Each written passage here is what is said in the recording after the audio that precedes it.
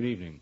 Zimbabwean professionals and businessmen resident in the United States of America gathered in Washington, D.C. last Friday to debate how they can participate actively in the mainstream economy of their home country.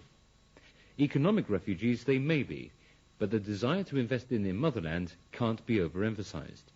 Petronella Ndebele attended the roundtable discussion on prospects for investing in Zimbabwe and filed this report. Non-resident Zimbabweans came from Boston, Massachusetts, New York, West Virginia, Maryland, North Carolina, and gathered here in Washington, D.C. to chart a new path for black economic empowerment. Although the precise number of Zimbabweans residing and working in North America is not known, estimates range from 6,000 to 8,000. It all began in South Africa last year in November, where the Zimbabwean expatriate community took great strides towards empowering the previously disadvantaged groups economically by concurring to set up two investment instruments in the form of trust funds.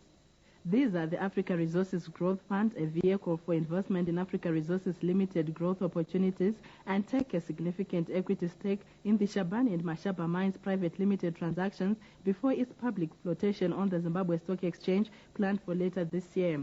In the face of imminent privatization of government assets, the Zimbabwe Post-Privatization Fund was born. The success of the two investment tools depends on pulling financial resources together, a move welcomed by their counterparts in the United States of America. I am going to invest. I don't know what everybody else is going to do, but I'm going to invest. Economic empowerment, I think, is the way to go. If you look at the activities, what's happening in Thailand, Singapore, Brazil, Venezuela, I think they're creating more jobs for people through the same kind of discussions we're having here. I think if we can all get together and speak with one voice in the investment market, I think we will make a mark for the future. The government is willing to entertain ideas from investors who are Zimbabwean and who are not living in the country, which is very good for us. Africa Resources Limited, ARL Chief Executive Mr. Godfrey Gwamwe spoke about his company's growth opportunities. The business community in the country is going to enjoy the use of wireless computer modems, a wide range of computer hardware from the United States of America, as well as the provision of internet services in Zimbabwe through a company called ConnectTech, following a joint venture deal between ARL and 3 American companies. We believe that ConnectTech are probably very close to a breakthrough on a technology to us is very important, considering within Zimbabwe that there is a serious shortage of telephone lines, and this would then assist for us, particularly with internet connections, to be connected to our own companies without necessarily having to worry about specific telephone lines to be connected to our group companies. To encourage more investments into Zimbabwe, World Bank Vice President for Africa, Dr. Callisto Madavo, underscored the importance for government to continue providing sound macroeconomic policies. Zimbabwe is in fact developing into an emerging market, a strong one, one in which we're not only seeing these trends in the stock market, but we are seeing them in the asset prices in other fields, in mining, in tourism, and in areas of exports.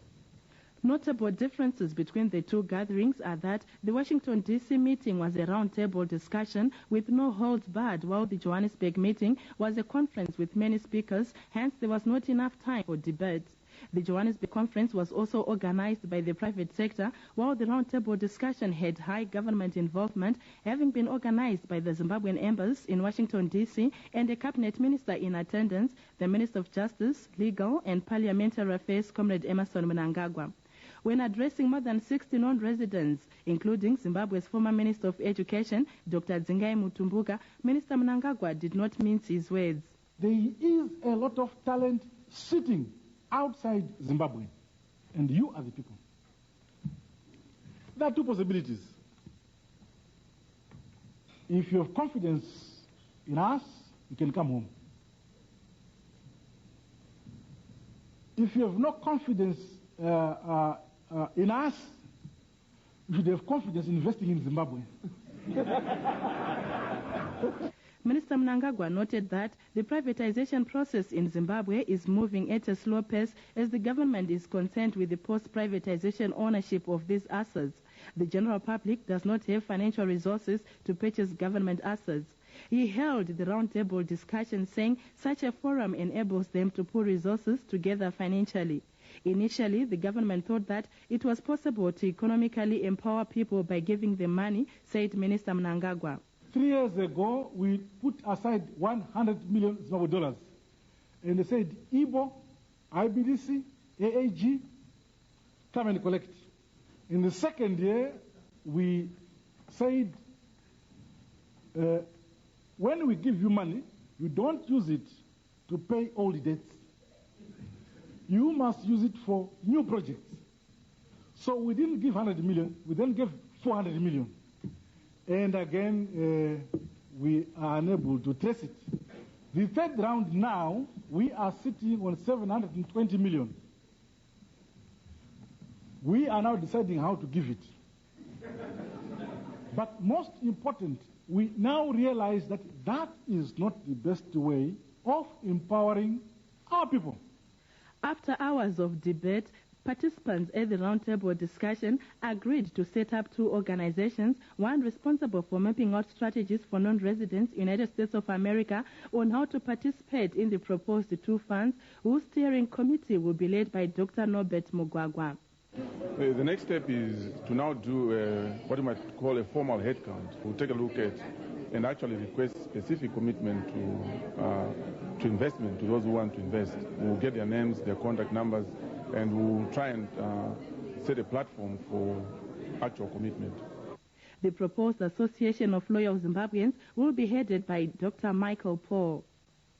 The participants also agreed to send a delegation to Zimbabwe as soon as possible to see the government on the assets it wants to dispose. The government has 28 parastatals and 72 companies. Zimweb Communications, a Zimbabwean company based here, offered a free service to non-resident Zimbabweans the world over to subscribe to the fund electronically. We're going to establish a home page on the internet. People are going to access, all the people who have got modem access and access to the internet are going to dial in electronically and fill in the subscription forms, as well as see the brochures and prospectus of Africa Resources Limited. And by such doing, we are going to reach a wide audience. A number of similar missions have been planned for non-residents in Botswana, East and West Africa, Australia, Europe, and Canada. ARL Chairman Mr. Mutumwa Mawere explains how these activities are going to be coordinated. We have already set up an infrastructure in South Africa. We want to institutionalize it with permanent staff who will be looking closely into the setup of the fund, the establishment issues, the structure, governance, and the project pipeline, and to be able to come back to investors with concrete information on possibilities. The expatriate community here is now faced with the challenge of playing a crucial role in the development of their economy by transforming the ideas that emerged from the conference into practical financial engineering. If non-residents of countries like Egypt and India have succeeded in developing their countries, why then should their Zimbabwean counterparts fail to follow the path? In Washington, D.C., I'm Petronella Ndebele reporting.